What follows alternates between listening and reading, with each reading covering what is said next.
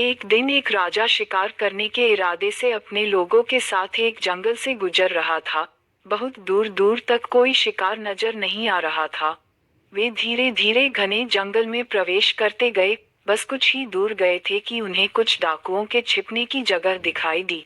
जैसे ही वह लोग उनके पास पहुंचे कि पास के पेड़ पर बैठा तोता बोलने लगा, एक राजा आ रहा है, उसको पकड़ो पकड़ो, इसके पास बहुत सारा सामान है, लूटो लूटो, जल्दी आओ जल्दी आओ।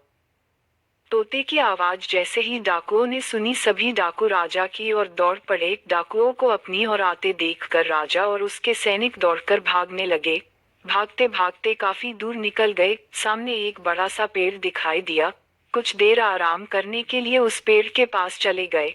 जैसे ही पेड़ के पास पहुंचे कि उस पेड़ पर बैठा तोता बोलने लगा, आओ राजा, हमारे साधु महात्मा की कुटिया में आपका स्वागत करते हैं। अंदर आके पानी पी लीजिए और आराम कर लीजिए। तोते की इस बात को सुनकर राजा हैरान में पड़ गया और विचार करने लगा कि एक ही जाति के दो प्राणियों का व्यवहार इतना अलग अलग कैसे हो सकता है। राजा को कुछ समझ में नहीं आ रहा था। वह तोते की बात मानकर अंदर साधु की कुटिया में चला गया। साधु महात्मा को प्रणाम कर उनके पास बैठ गया और अपनी सारी कहानी सुनाई।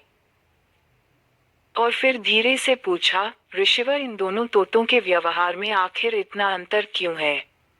साधु महात्मा ने आराम से सारी बातें सुनी और बोले, ये कुछ नहीं राजन, बस संगति का असर है। डाकुओं के साथ रहकर तोता भी डाकुओं की तरह बन गया है और उनकी ही भाषा को बोलने लगा है। मतलब जो जैसे वातावरण में रहता है वह वैसा ही बन जाता है। कहने का अर्थ है कि मूर्ख लोग भी बुद्धिमानों के साथ रहकर बुद्धिमान बन जाते हैं, और अगर बुद्धिमान भी मूर्खों के संगत में है तो उसके अंदर भी मूर्खता भर जाती है। इसलिए हमें संगति सोच समझ कर लोगों से करनी चाहिए।